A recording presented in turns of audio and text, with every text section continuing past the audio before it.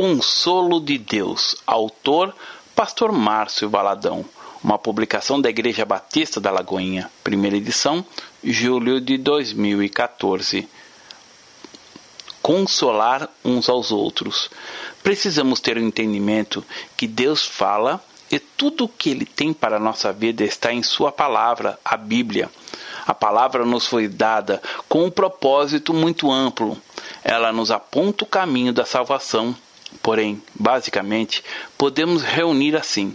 Ela nos foi dada para a edificação, para a consolação e para a exortação. Não podemos tirar e nem acrescentar nada. Deus disse: examinai as Escrituras, porque julgais ter nelas a vida eterna, e são elas mesmas que testificam de mim. João capítulo 5, verso 39. Vida eterna não é uma quantidade de vida, mas qualidade de vida, e de acordo com Jesus Cristo. A vida eterna é esta, que te conheçam a ti, o único Deus verdadeiro, e a Jesus Cristo, a quem enviaste. João capítulo 17, verso 3.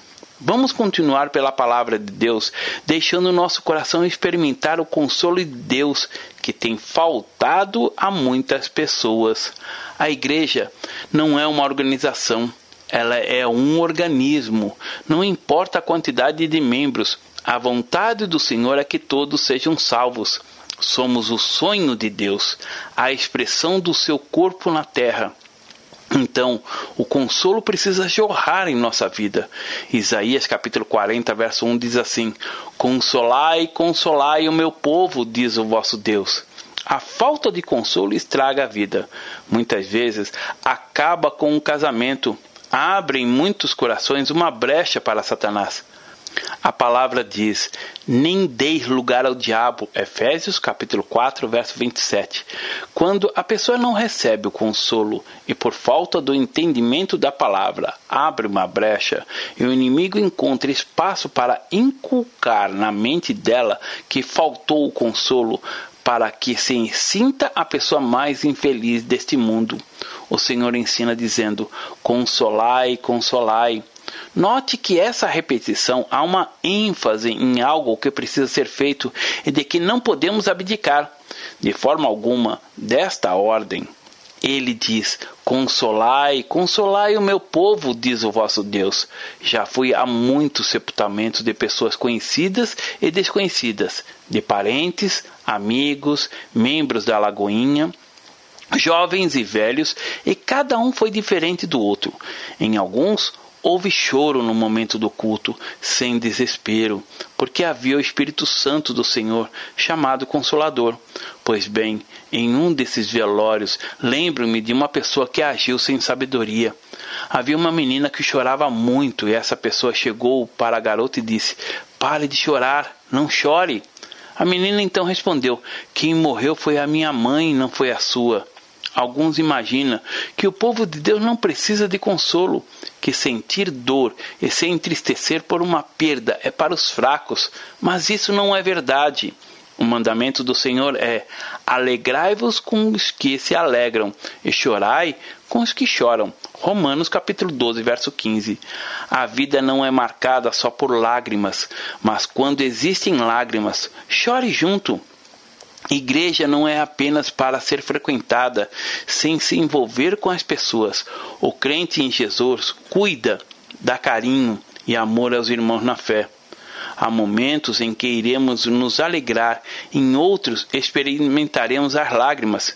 E nesses momentos poderemos encontrar aqueles que irão se alegrar a chorar conosco. Mas muitas pessoas não entendem esta realidade.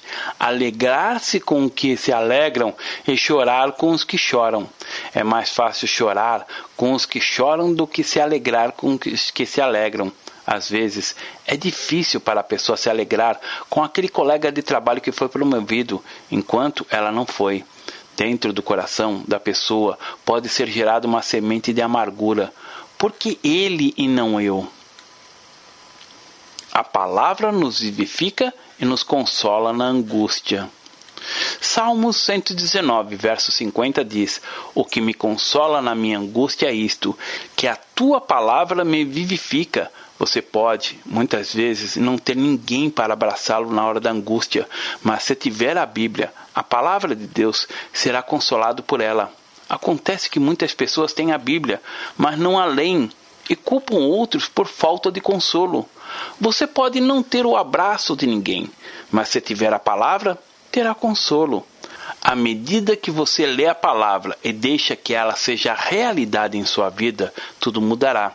O que consola, o que traz o alento, não é só falar que tudo vai dar certo, mas levar a palavra ao coração. Quantas vezes, num momento de muita dor, falamos: o Senhor é o meu pastor e nada me faltará. Ainda que eu ande pelo vale da sombra da morte, não temerei mal algum, porque o Senhor está comigo. Salmos 23. Não são simplesmente palavras bonitas que trazem consolo, mas a palavra de Deus. Por isso, quando a pessoa tem a palavra, não somente recebe o consolo, como também transmite aos outros. O que me consola na minha angústia é isto, que a tua palavra me vivifica. Em Salmo 71, verso 21, diz: aumenta a minha grandeza, conforta-me novamente. Este é um grito de um homem já no final da sua vida. O confronto que vem do Senhor não é como um ponto na história. Ele se repete, é contínuo. Salmos 86, verso 17 diz: mostra-me um sinal do teu favor, para que eu veja e se envergonhem os que me aborrecem. Pois tu, Senhor, me ajudas e me consolas. Tudo que temos, o fato de estarmos vivos, de podermos respirar, são sinais do favor do Senhor. Salmos 91, verso 15 diz: ele me invocará e eu lhe responderei. Na sua angústia eu estarei com ele.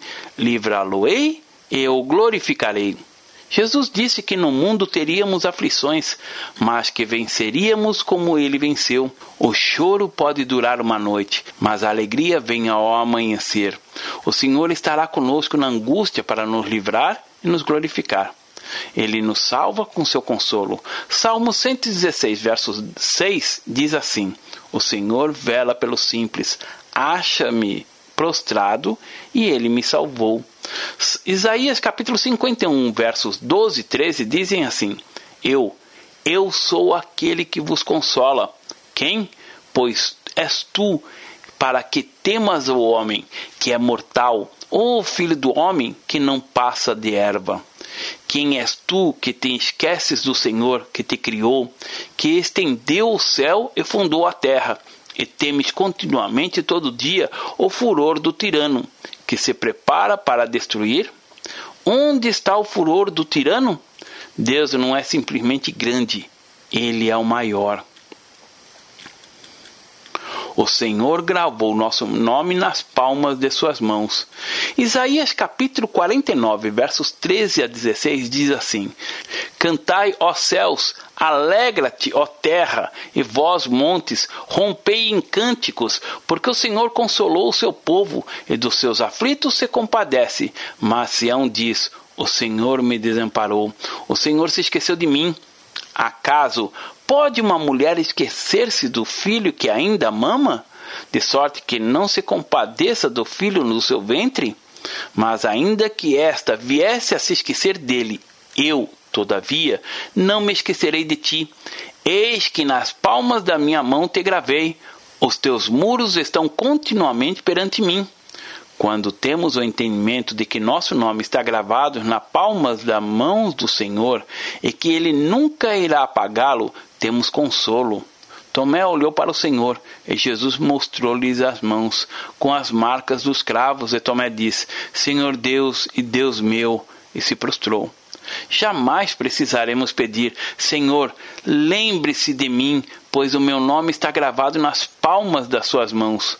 Tudo que o Senhor quer é que você e eu tenhamos o entendimento de que Ele se importa conosco, como se importou com o Pai do Evangelho de Marcos, cujo filho estava possesso, conforme descrito no capítulo 9, versos 23 e 24, que diz assim: ao que lhe respondeu Jesus: se podes, tudo é possível ao que crê.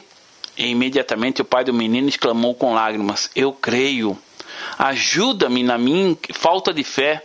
Não se trata de compreendermos os caminhos do Senhor, mas cremos intensamente.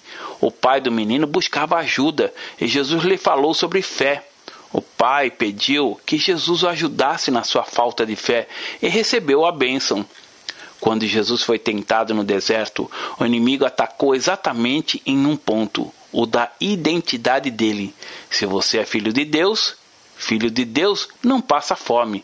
Se você é filho de Deus, seu lugar não é no deserto, é no alto do pináculo. Se você é filho de Deus, você é filho de Deus e seu nome está escrito nas mãos do Criador. Eis que nas palmas das minhas mãos te gravei. Jesus disse: aquele que vem a mim, de maneira alguma eu o lançarei fora, e ninguém o arrebatará das minhas mãos. João, capítulo 10, verso 28. O Senhor nos dá o Espírito Santo, o Consolador.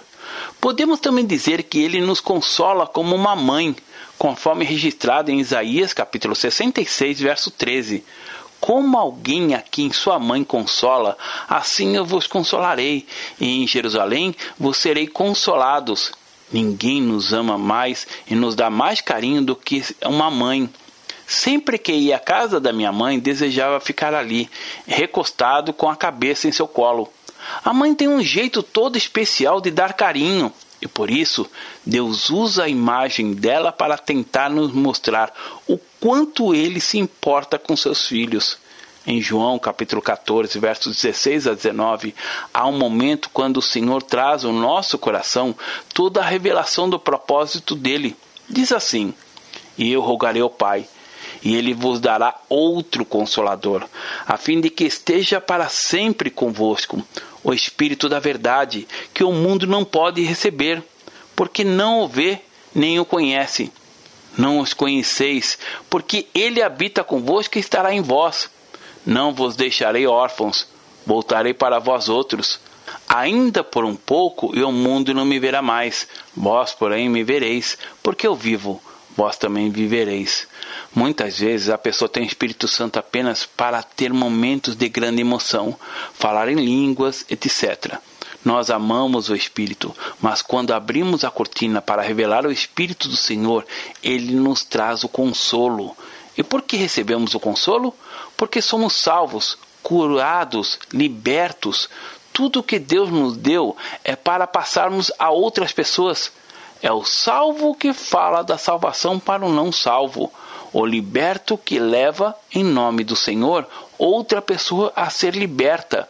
Por isso, a palavra diz em 2 Coríntios, capítulo 1, verso 4, assim: é ele que nos conforta em toda a nossa tribulação, para podermos consolar os que estiverem em qualquer angústia, com a consolação com que nós mesmos somos contemplados por Deus. Porque, assim como os sofrimentos de Cristo se manifestam em grande medida a nosso favor, assim também a nossa consolação transborda por meio de Cristo. Mas, se somos atribulados, é para o vosso conforto e salvação. Se somos confortados, é também para o nosso conforto, o qual se torna eficaz, suportando vós com paciência os mesmos sofrimentos que nós também padecemos. O apóstolo Paulo estava vivendo momentos muito delicados, pressões, prisões, abandonos, como lemos em 2 Coríntios capítulo 7, verso 6. Porém Deus, que conforta os abatidos, nos consolou com a chegada de Tito. Muitas vezes achamos que Deus vai enviar um arcanjo para consolar outros, porém ele envia a nós. Somos instrumentos nas mãos de Deus para que outros conheçam mais dele. No modo como Paulo está afirmando, Deus conforta os abatidos. A palavra diz que Paulo foi consolado com a chegada de Tito. Você precisa ser o que Tito foi para Paulo. Deus não enviará querubins para nos consolar, mesmo que ele possa fazer o que quiser, mas sim a igreja. A família de Deus, cada um de nós, somos a resposta do Senhor. Paulo foi um homem que subiu até o terceiro céu. Ele viu e ouviu coisas que ser humano algum jamais viu ou ouviu. E quando olhamos para esse homem, este guerreiro de Deus, talvez achemos que não precisemos de consolo, mas ele disse: porém Deus, que conforta os abatidos, nos consolou com a chegada de Tito. Temos que desejar viver a verdadeira fé e não uma religião.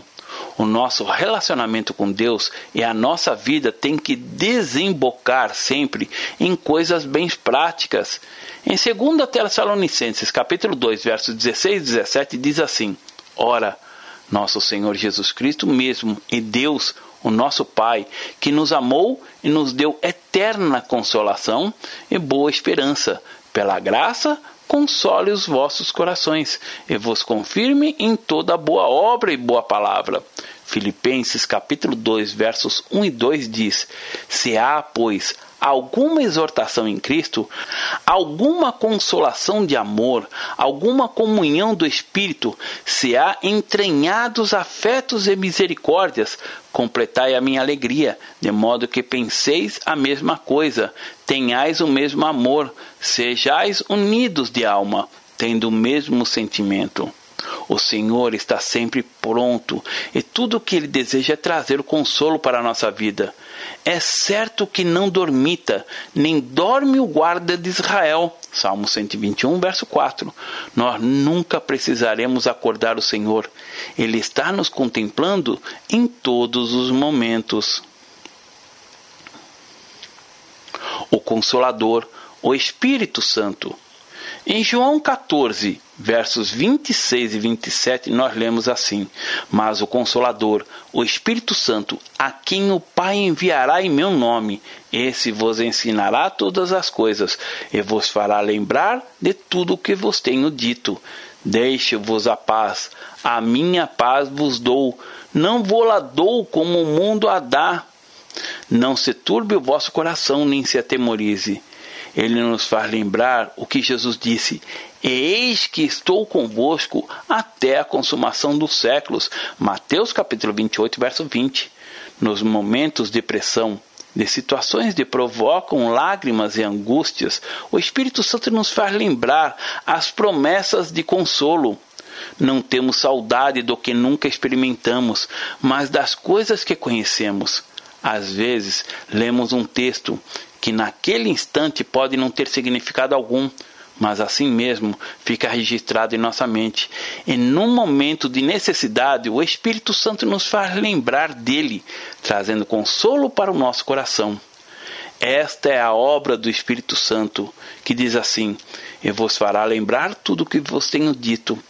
Para que o Espírito Santo nos faz lembrar? Para que tenhamos paz. Deixe-vos a minha paz vos dou, não vou-la dou como dá o mundo. Não se turbe o vosso coração e nem se atemorize. O consolo do Espírito Santo faz a igreja crescer em números. Para que uma igreja seja de acordo com a vontade do Senhor, tendo o consolo e conforto do Espírito Santo, é preciso ter algumas características, como está escrito em Atos, capítulo 9, verso 31, que diz assim: a igreja, na verdade, tinha paz por toda a Judéia, Galileia e Samaria, edificando-se e caminhando no temor do Senhor, e no conforto do Espírito Santo crescia em número. Naquela época não havia rádio e TV, internet, para que a palavra fosse propagada, como acontece nos dias de hoje. Mas o impacto causado pela paz e consolo era tão grande que a igreja crescia. Como lemos no texto acima, a maior força do mundo não é o ódio, mas o amor. A igreja não tem adeptos, ela é uma família. Somos a família de Deus na terra. Essa mensagem fala sobre o consolo de Deus e você pode se perguntar: mas como recebê-lo? O primeiro passo é a oração. Vejamos o que está escrito em 2 Crônicas, capítulo 15, versos 1 a 4, que diz assim: veio o Espírito de Deus sobre Azarias, filho de Obed. Este saiu ao encontro de Asa. Ele disse: ouve-me, Asa, e todo Judá e Benjamim. O Senhor está convosco, enquanto vós estáis com ele. Se o buscardes, ele se deixará achar, porém se o deixardes, vos deixará. Israel esteve por muito tempo sem o verdadeiro Deus, sem sacerdote que os ensinasse, sem lei. Mas quando, na sua angústia, eles voltaram ao Senhor, Deus de Israel, e o buscaram, foi por eles achado. Deus disse ainda: buscar-me-eis e me achareis, quando me buscardes de todo o vosso coração. Jeremias capítulo 29, verso 13. Em Salmos 34, verso 17, diz assim: clamam os justos, e o Senhor os escuta, e os livra de todas as tribulações. Em Salmos 86, verso 7 diz: no dia da minha angústia clamo a ti, porque me respondes. Em Filipenses capítulo 4, versos 4 a 7 diz assim: alegrai-vos sempre no Senhor. Outra vez digo, alegrai-vos. Seja a vossa moderação conhecida de todos os homens. Perto está o Senhor. Não andeis ociosos de coisa alguma. Em tudo, porém, sejam conhecidas diante de Deus as vossas petições, pela oração e pela súplica, com ações de graças. E a paz de Deus, que excede todo entendimento, guardará o vosso coração e a vossa mente em Cristo Jesus. Deus ama e cuida de você. Uma das coisas que o inimigo quer plantar em nosso coração inescrupulosamente é a compreensão de que Deus não se importa conosco. Deus diz: consolai, consolai o meu povo. Deus ama e cuida de cada um de nós. Uma das artimanhas de Satanás é a mentira. A palavra diz que Satanás é mentiroso e pai da mentira, e jamais ele se firmou na verdade. João capítulo 8, verso 44. Quando aparentemente ele fala uma verdade, é porque tem preparado um bote, como uma serpente, para destruir e inocular o veneno. É por isso que Jesus Cristo disse: eu sou o caminho, e a verdade e a vida. João capítulo 14, verso 6. Em Jesus não há mácula, não há mentira. Jesus é a verdade. Deus sabe de cada lágrima que choramos. Vivemos numa cultura machista que diz: homem que ama homem não chora. Mas o homem mais homem sobre a face da terra foi Jesus. E a Bíblia diz que ele chorou. Homem chora. Satanás conseguiu colocar na cultura latino-americana esse peso sobre o homem. E fomos criados desde pequenos ouvindo nossos pais e professores dizerem essa mentira, esse engano. Deus contempla cada lágrima que homem e mulher derramam. Em 2 Reis, capítulo 20, verso 5, apresenta a história de um rei que se chamava Ezequias. Ele estava com uma doença terminal e contava os dias para morrer. Mas, apesar disso, queria viver. Então começou a chorar. Volta e diz a Ezequias: príncipe do meu povo, assim diz o Senhor, o Deus de Davi, teu pai. Ouvi a tua oração e vi as tuas lágrimas. Eis que eu te curarei. Ao terceiro dia subirás à casa do Senhor. São duas coisas distintas. Ouvi e vi.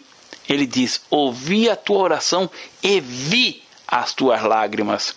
Pode parecer estranho, mas a nossa lágrima são uma forma de oração em que Deus nos ouve.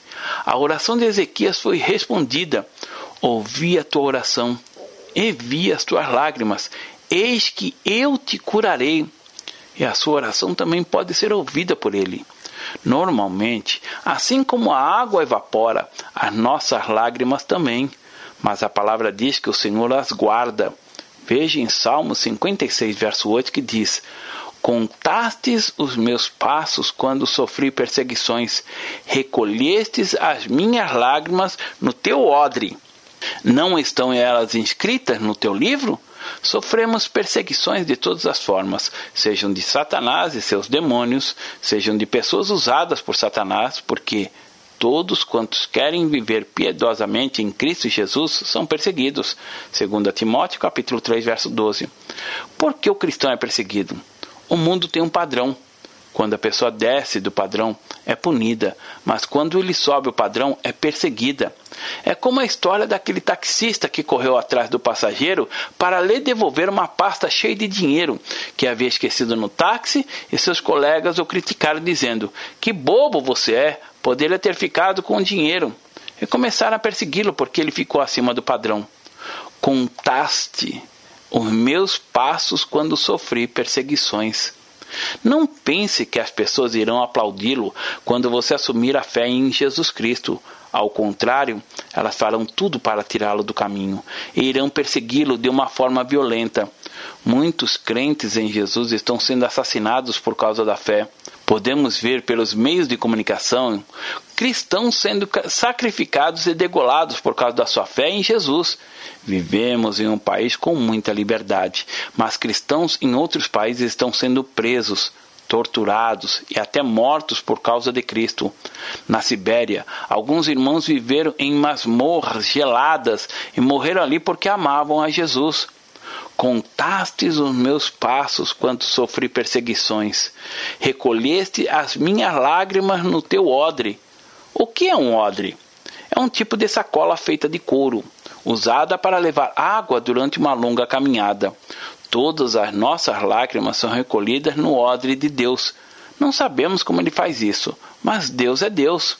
A promessa é esta: recolhestes as minhas lágrimas no teu odre. Não estão elas inscritas no teu livro? Todas as vezes que choramos, que sofremos pressões por causa do nome de Jesus, nossas lágrimas são recolhidas. Deus se compadece de nós. Não existe nada que seja oculto aos olhos do Senhor. Ele sabe exatamente o que estamos sofrendo. O povo de Israel estava vivendo em cativeiro no Egito, sobre muitas pressões, esmagados. Disse ainda o Senhor: certamente vi a aflição do meu povo, que está no Egito, e ouvi o seu clamor por causa dos meus exatores. Conheço-lhe o sofrimento. Êxodos capítulo 3, verso 7. Eu não conheço todas as pessoas que me conhecem, mas Deus conhece cada um de nós. Ele conhece o nosso sofrimento, sabe das nossas lágrimas e ouve os nossos gemidos. Deus tudo sabe a nosso respeito. O Salmo 103, verso 13 e 14 dizem: como um pai se compadece dos seus filhos, assim o Senhor se compadece dos que o temem, pois Ele conhece a nossa estrutura e sabe que somos pó. Eu não sei que tipo de pai você teve, quem sabe ausente ou um déspota, um homem que não dialogava. É a lembrança que você tem do seu pai é de alguém que chegava em casa embriagado, espancava você e sua mãe, chegava sujo de batom de outras mulheres? Mas eu sei que existem pais que não são assim. São homens que amam seus filhos, cuidam deles e os protegem.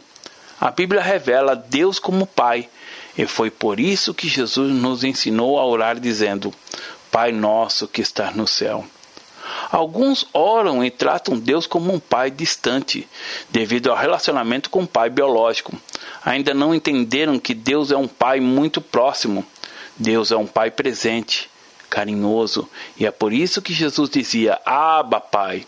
Um pai amigo, provedor, protetor, como um pai que se compadece de seus filhos, assim o Senhor se compadece do que os temem. Homem que é homem deve ser igual a Jesus. Jesus chorava, se compadecia, sentia prazer em estar com o Pai. Jesus passava noites inteiras orando. Ele não precisava pedir nada, pois poderia transformar montanhas em pães se quisesse. Mas por que orava? Porque o maior prazer que ele tinha era o relacionamento, a intimidade com o Pai. Você não é de ferro, mas de pó. Deus nos criou do pó. Disse que somos pó e vamos voltar ao pó. Ele conhece a nossa estrutura. Precisamos ter a compreensão de que somos peregrinos e forasteiros na terra. Ninguém pode afirmar com certeza: eu estarei aqui amanhã. Quando entendemos que a nossa estrutura é pó, isso nos leva a depender mais do Senhor.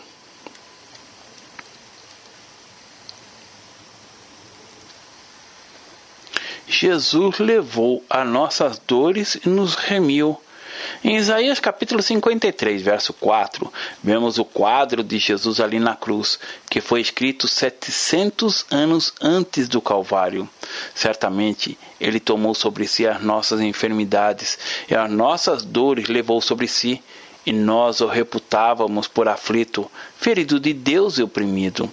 Já Isaías capítulo 63, verso 9, nos mostra a figura do Senhor. Em toda a angústia deles foi ele angustiado, e o anjo da sua presença o salvou. Pelo seu amor e pela sua compaixão, ele os reuniu, os tomou e os conduziu todos os dias da antiguidade. Quando lemos Hebreus capítulo 4, verso 15, vemos um retrato de Jesus. Diz assim: porque não temos sumo sacerdote que não possa compadecer-se das nossas fraquezas. Antes, foi ele tentado em todas as coisas, a nossa semelhança, mas sem pecado. O sumo sacerdote é Jesus. Ele não está distante, e precisamos guardar essa verdade descrita em Hebreus. Podemos parecer fortes, mas não somos. Somos tão fortes quanto o nosso ponto mais fraco. Imagine um grande lustre pendurado, seguro por uma corrente, cujos elos são de ferro, mas no meio há um elo de barbante. Essa corrente é tão forte quanto o elo do barbante.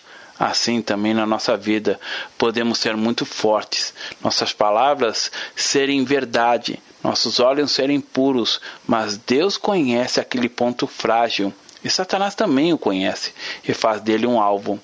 Para algumas pessoas é a usura, para outras é a mentira, para outras a inveja. Você sabia que todas as tentações que experimentou até hoje, Jesus também experimentou? Ele foi tentado em todas as coisas, a nossa semelhança, mas sem pecado. Ele poderia ter pecado, mas não pecou. Ele poderia ter cedido às tentações, mas não cedeu.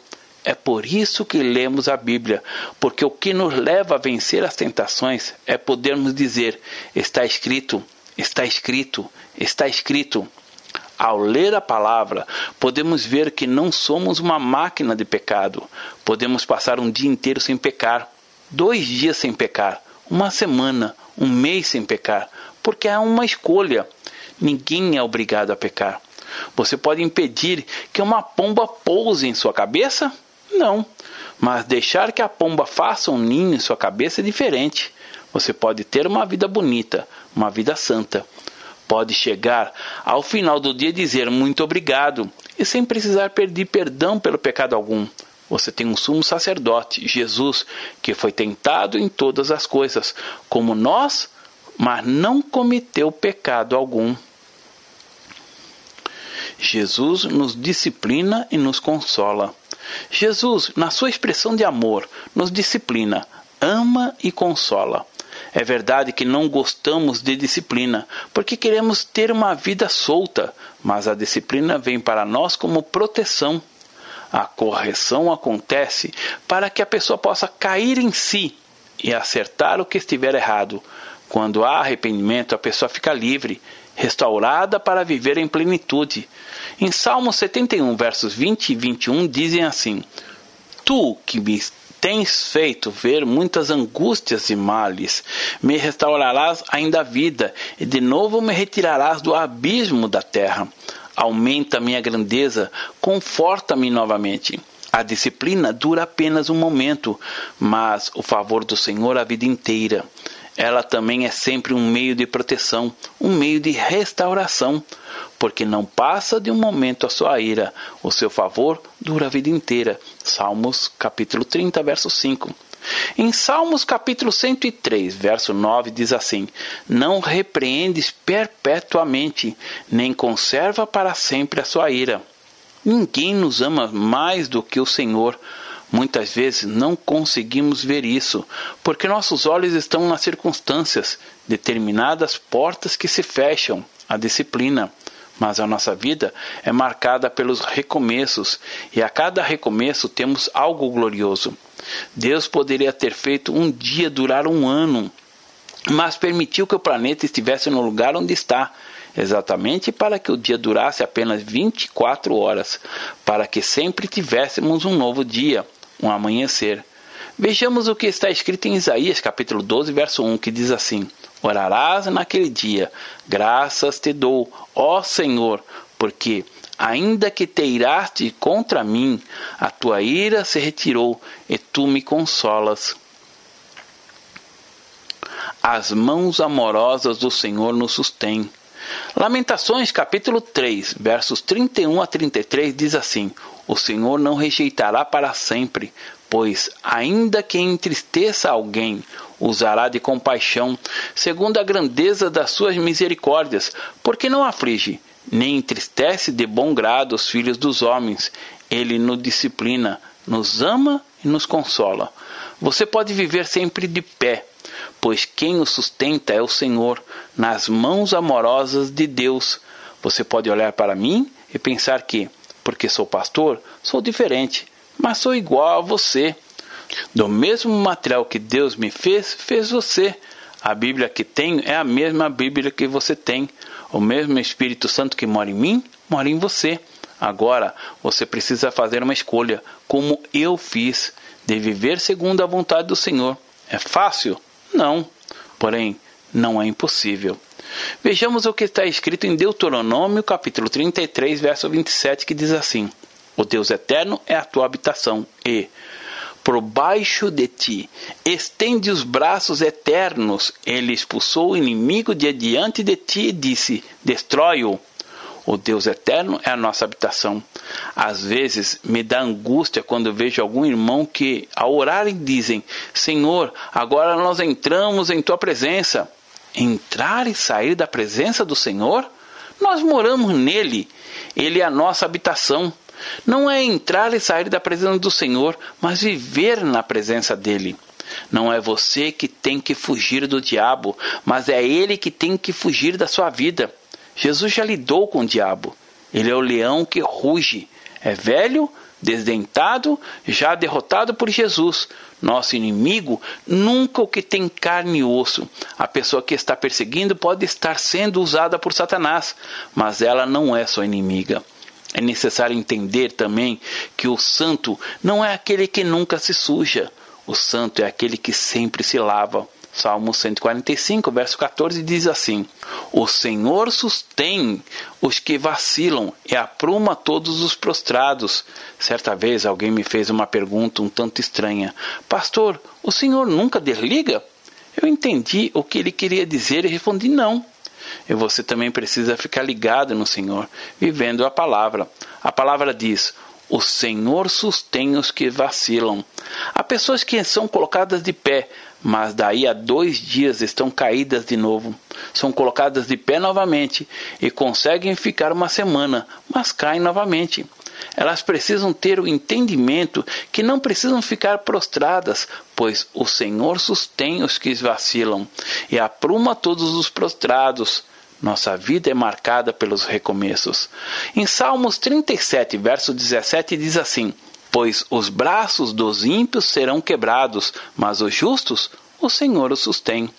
Nos versos 23 e 24 diz: O Senhor firma os passos do homem bom, e no seu caminho se compraz. Se cair, não ficará prostrado, porque o Senhor o segura pela mão. Sabe qual é o deleite, a alegria de Deus? É olhar para você e dizer para Satanás: Veja o meu servo como ele me ama. Ele não ama o pecado. Deus se comprar no caminho do homem bom. Deus tem se deleitado em seu caminho? Caminho é a nossa vida. Será que Deus se alegra com o modo com que você trata a sua esposa, seu marido, seus filhos? Será que Deus se compraz com o modo com que você dirige? Será que Deus se compraz com o modo que você vive? Ele diz: se cair, não ficará prostrado, porque o Senhor o segura pela mão. O ponto final em que Deus quer que você e eu cheguemos na terra é sermos amigos dele. Isaías capítulo 41, versos 10 diz assim: Não temas, porque eu sou contigo. Não te assombres, porque eu sou o teu Deus. Eu te fortaleço e te ajudo, e te sustento com a minha destra fiel. No verso 8 diz: Mas tu, ó Israel, servo meu, tu, Jacó, a quem elegi, descendente de Abraão, meu amigo. Há na Bíblia 366 vezes a expressão não temas. Existe um não temas para cada dia, até para quando o ano é bissexto. Isaías capítulo 63, verso 9 diz: Em toda a angústia deles foi ele angustiado, e o anjo da sua presença o salvou. Pelo seu amor e pela sua compaixão, ele os reuniu, os tomou e os conduziu todos os dias da antiguidade. O Senhor se compadece de nossas fraquezas. Hebreus capítulo 4, verso 15, diz assim: porque não temos sumo sacerdote que não possa compadecer-se das nossas fraquezas. Antes, foi ele tentado em todas as coisas, à nossa semelhança, mas sem pecado. Quando reconhecemos a nossa total dependência do Senhor e que não podemos medir Deus pelo nosso sentimento, o nosso sumo sacerdote Jesus se compadece de nós, das nossas fraquezas. No momento de luta, de angústia e de abandono, nas horas de pressões, podemos também contar com a compaixão dele. Pela compaixão do Senhor, ele nos faz andar no caminho de vida, pois há caminho que ao homem parece direito, mas ao cabo dá em caminhos de morte. Provérbios capítulo 14, verso 12. Em Salmos capítulo 71, versos 20 a 21 diz assim: Tu, que me tens feito ver muitas angústias e males, me restaurarás ainda a vida, e de novo me tirarás dos abismos da terra. Aumenta a minha grandeza, conforta-me novamente. Há momentos que tudo que o Senhor deseja é nos confortar. Salmo 103, verso 9 diz: Não repreende perpetuamente, nem conserva para sempre a sua ira. Em Isaías capítulo 12, verso 1 diz assim: Orarás naquele dia: Graças te dou, ó Senhor, porque, ainda que te irastes contra mim, a tua ira se retirou, e tu me consolas. Chegará o dia em que você orará assim.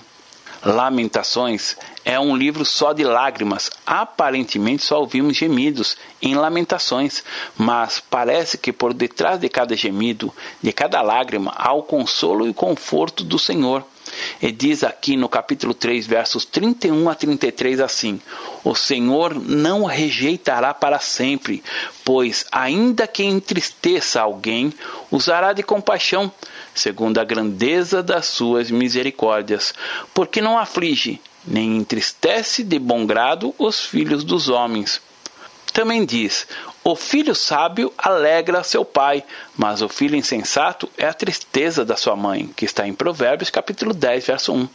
O que nos sustém, o que nos mantém em pé nos momentos de aflição são as mãos amoráveis do Senhor. Jamais fira o caráter de Deus. Se os seus olhos estiverem vendo somente o natural, aquilo que aparentemente não tem jeito, procure ver com os olhos do Senhor. O Senhor sustém e apruma os prostrados. A paz chega ao seu coração quando você sabe que Ele é o Todo-Poderoso, que Ele o ama e sabe que você está passando, o que está sofrendo. Tem conhecimento da pressão que está sobre você.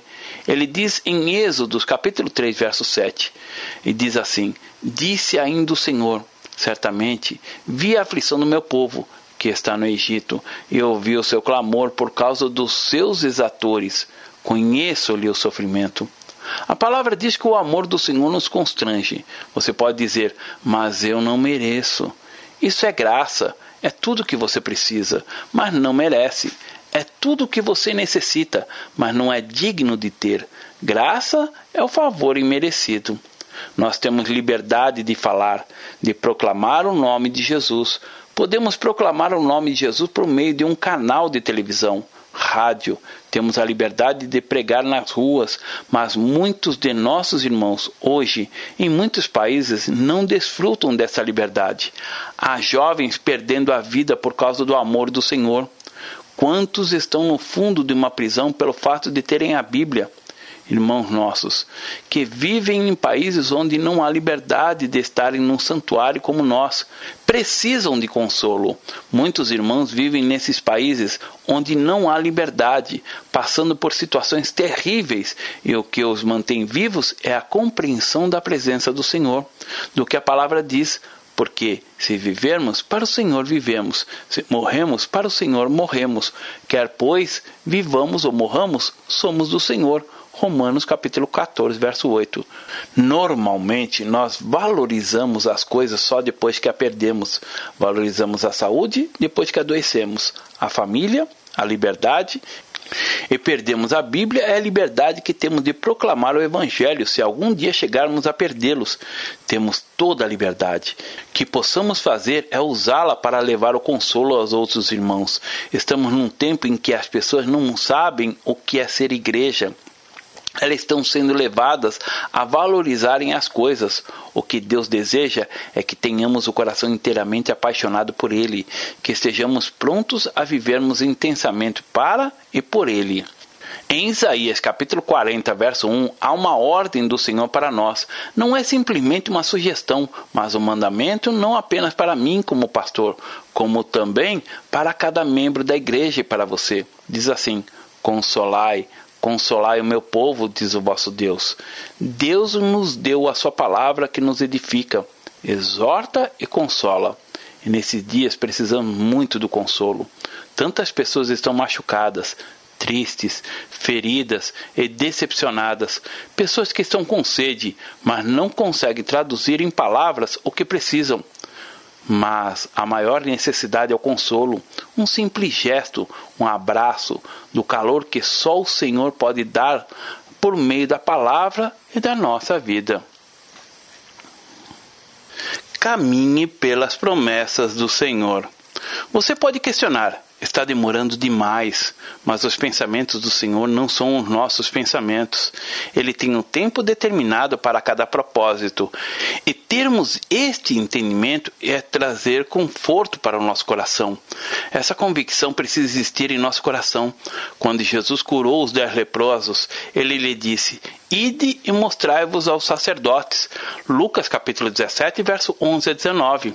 Enquanto caminhavam, eles foram curados. Naturalmente queremos ver algo instantâneo, mas a maioria das vezes há um processo, uma caminhada, porque a vereda do justo é como a luz da aurora, que vai brilhando mais e mais até ser o dia perfeito.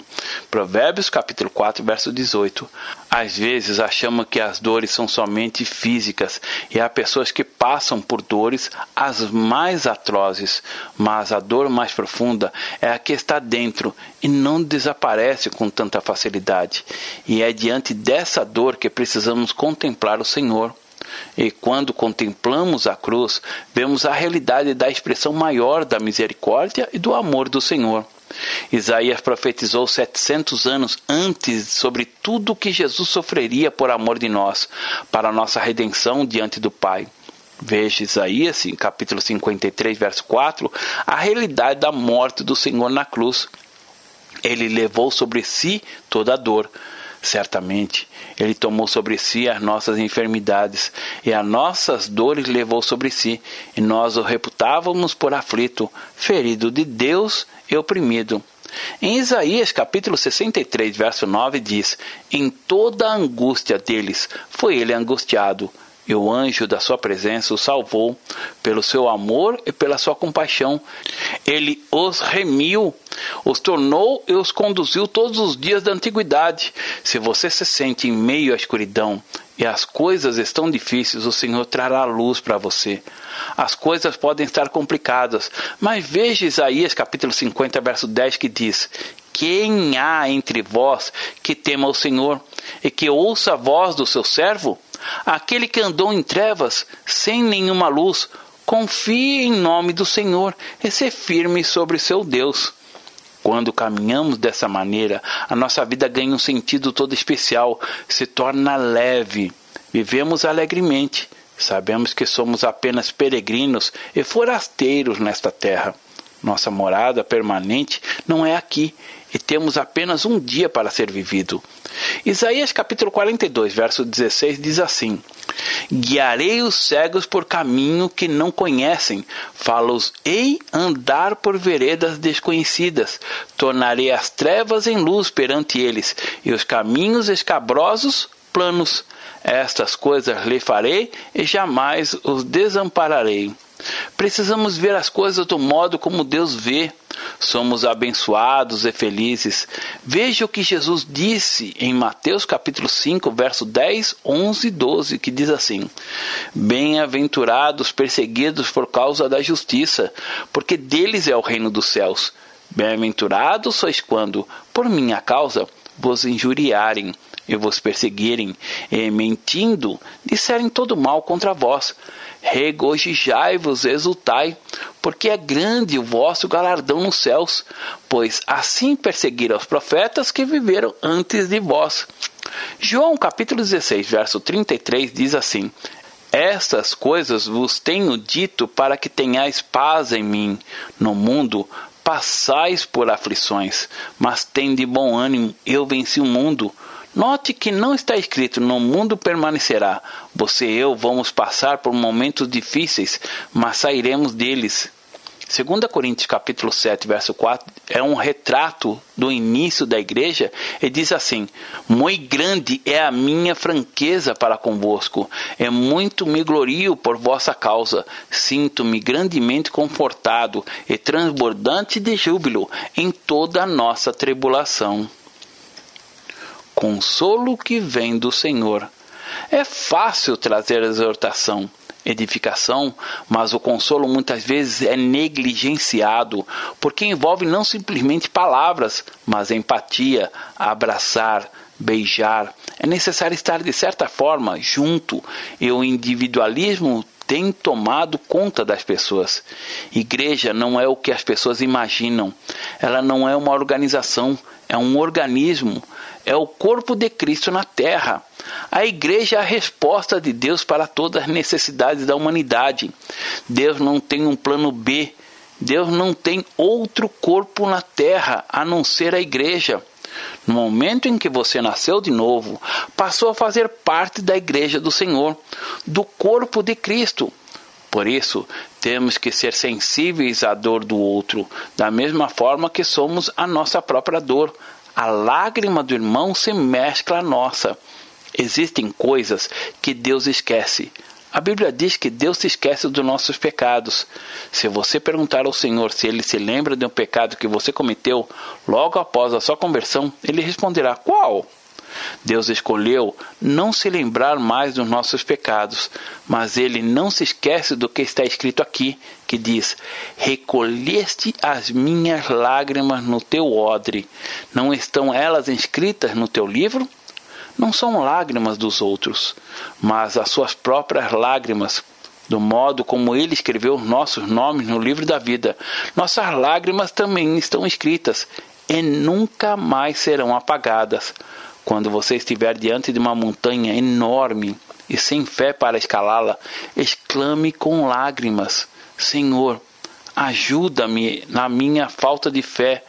Não existe nada que o Senhor não veja. Ele sabe de cada um de suas lágrimas. Deus sabe exatamente o que você está sofrendo. Deus abençoe. Pastor Márcio Valadão. Jesus te ama e quer você.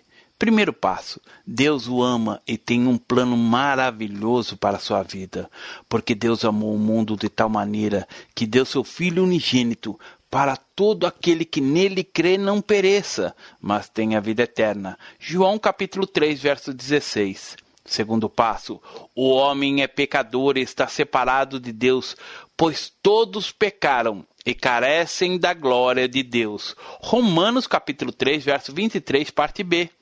Terceiro passo: Jesus é a resposta de Deus para o conflito do homem. Respondeu-lhe Jesus: eu sou o caminho e a verdade e a vida. Ninguém vem ao Pai senão por mim. João capítulo 14, verso 6. Quarto passo: é preciso receber a Jesus em nosso coração, mas a todos quanto receberam, deu-lhes o poder de serem feitos filhos de Deus, a saber, aos que crerem em seu nome. João capítulo 1, verso 12, parte A. Se com tua boca confessares Jesus como Senhor e, em teu coração, credes que Deus o ressuscitou dentre os mortos, será salvo. Porque com o coração se crê para a justiça, e com a boca se confessa a respeito da salvação. Romanos capítulo 10, verso 9 e 10. Quinto passo: você gostaria de receber a Cristo em seu coração? Faça essa oração de decisão em voz alta. Senhor Jesus, eu preciso de Ti. Confesso-te o meu pecado de estar longe dos Teus caminhos. Abra a porta do meu coração e Te recebo como meu único Salvador e Senhor. Te agradeço porque me aceita assim como eu sou e perdoa o meu pecado. Eu desejo estar sempre dentro dos teus planos para a minha vida. Amém? Sexto passo, procure uma igreja evangélica próxima à sua casa. Nós estamos reunidos na Igreja Batista da Lagoinha, Rua Manuel Macedo, 360, bairro São Cristóvão, Belo Horizonte, Minas Gerais. Nossa igreja está pronta para lhe acompanhar nesse momento tão importante da sua vida. Nossos principais cultos são realizados aos domingos. Ficaremos felizes com sua visita. Uma publicação da Igreja Batista da Lagoinha, Gerência de Comunicação, www.lagoinha.com.